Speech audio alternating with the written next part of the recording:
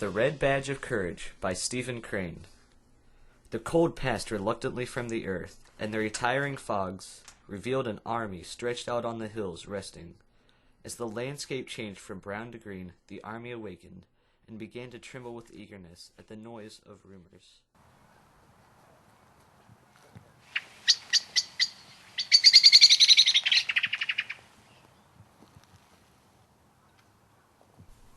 He had grown to regard himself merely as a part of a vast blue demonstration.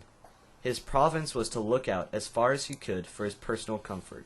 For recreation he could twiddle his thumbs and speculate on the thoughts which must agitate the minds of the generals. Also he was drilled and drilled and reviewed, and drilled and drilled and reviewed.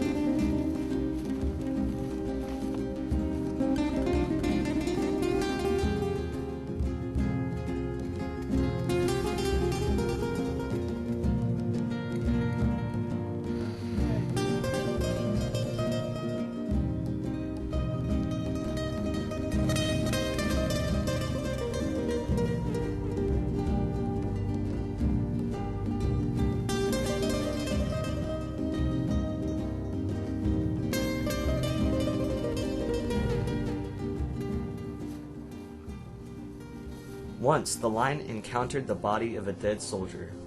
The ranks opened covertly to avoid the corpse. The invulnerable dead man forced a way for himself. These looked keenly at the ashen face.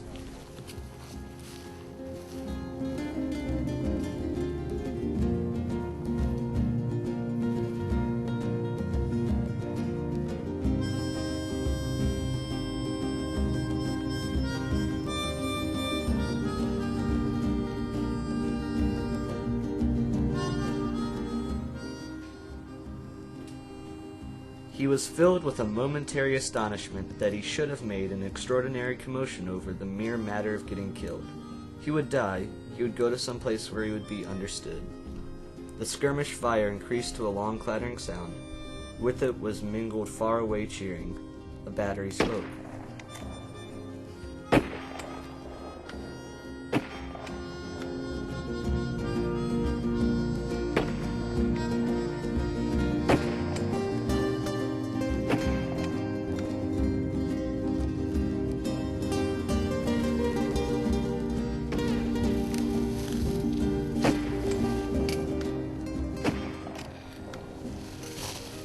Directly, he was working at his weapon like an automatic affair. He suddenly lost concern for himself and forgot to look at a menacing fate. He became not a man, but a member. He felt that something of which he was a part, a regiment, an army, a cause, or a country, was in a crisis. He was welded into a common personality which he was dominated by a single desire. For some moments he could not flee. No more than a little finger can commit a revolution from a hand.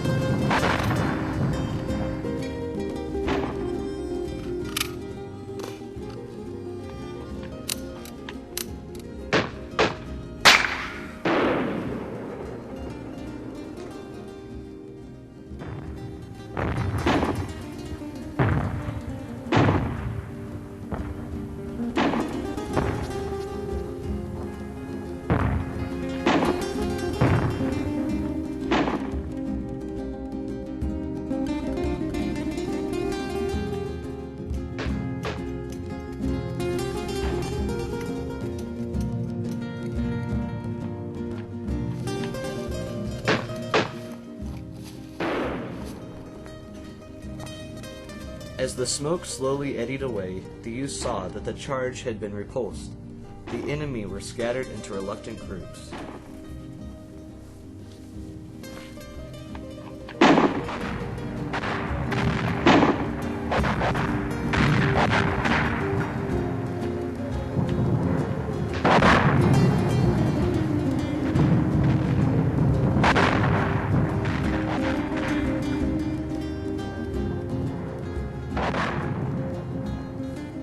Underfoot, there were a few ghastly forms motionless.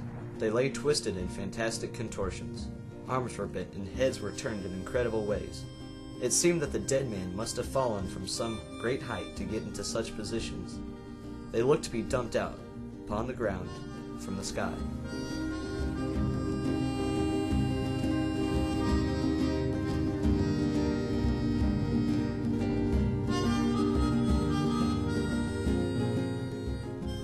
Another, who was a boy in years, took his plight with great calmness and apparent good nature.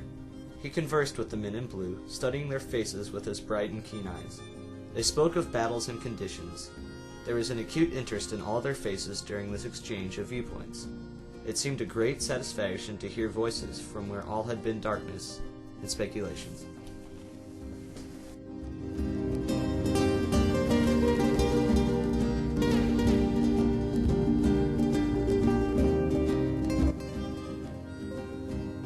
With the conviction came a store of assurance. He felt a quiet manhood, not assertive, but of sturdy and strong blood. He knew that he would no more quail before his guides, wherever they should point. He had been to touch the great death, and found that, after all, it was but the great death. He was a man.